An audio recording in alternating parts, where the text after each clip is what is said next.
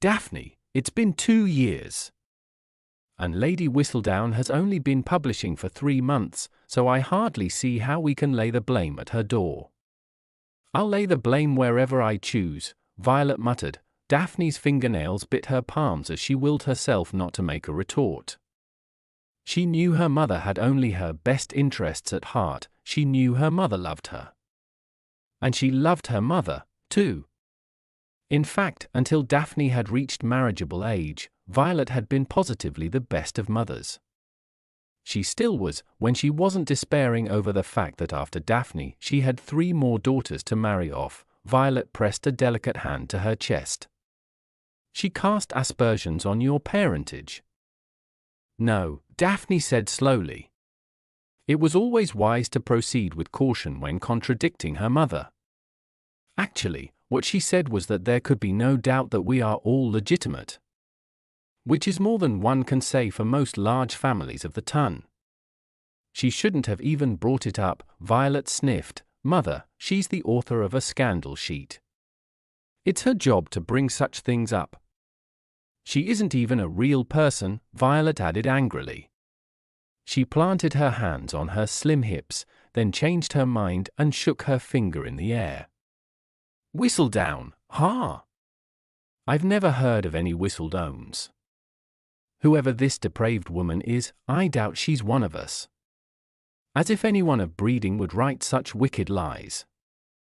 Of course she's one of us, Daphne said, her brown eyes filling with amusement.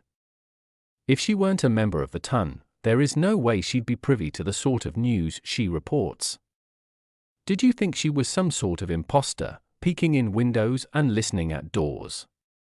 I don't like your tone, Daphne Bridgerton, Violet said, her eyes narrowing. Daphne bit back another smile. I don't like your tone, was Violet's standard answer when one of her children was winning an argument. But it was too much fun to tease her mother. I wouldn't be surprised, she said, cocking her head to the side, if Lady Whistledown was one of your friends. Bite your tongue, Daphne. No friend of mine would ever stoop so low. Very well, Daphne allowed, it's probably not one of your friends. But I'm certain it's someone we know. No interloper could ever obtain the information she reports. Violet crossed her arms. I should like to put her out of business once and for all. If you wish to put her out of business, Daphne could not resist pointing out, you shouldn't support her by buying her newspaper. And what good would that do? Violet demanded. Everyone else is reading it.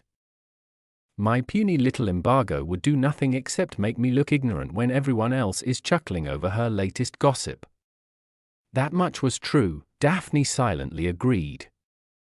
Fashionable London was positively addicted to Lady Whistledown's society papers.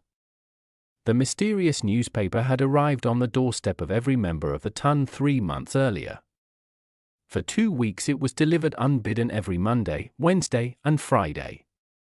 And then, on the 3rd Monday, butlers across London waited in vain for the pack of paperboys who normally delivered Whistledown, only to discover that instead of free delivery, they were selling the gossip sheet for the outrageous price of 5 pennies a paper.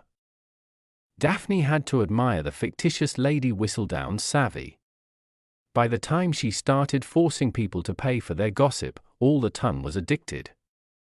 Everyone forked over their pennies, and somewhere some meddlesome woman was getting very rich.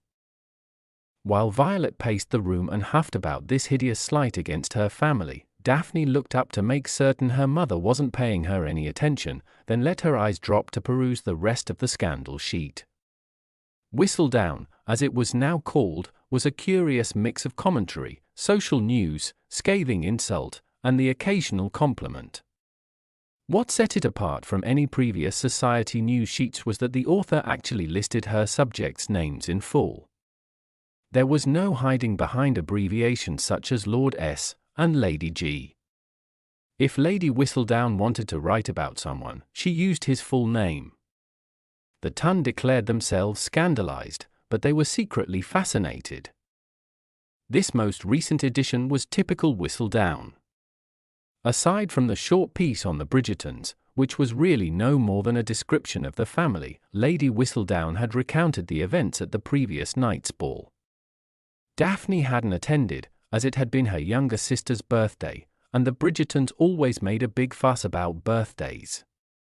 And with 8 children, there were a lot of birthdays to celebrate. "You're reading that rubbish," Violet accused. Daphne looked up, refusing to feel the least bit guilty.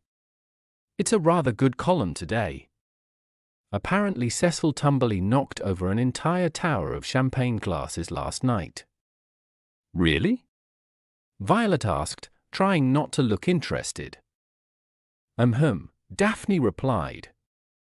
"She gives quite a good account of the Middlethorpe ball. Mentions who was talking to whom, what everyone was wearing, and I suppose she felt the need to offer her opinions on that point," Violet cut in. Daphne smiled wickedly. "Oh, come now, Mother. You know that Mrs. Featherington has always looked dreadful in purple." Violet tried not to smile. Daphne could see the corners of her mouth twitching as she tried to maintain the composure she deemed appropriate for a viscountess and mother. But within 2 seconds, she was grinning and sitting next to her daughter on the sofa. "Let me see that," she said, snatching up the paper. "What else happened? Did we miss anything important?"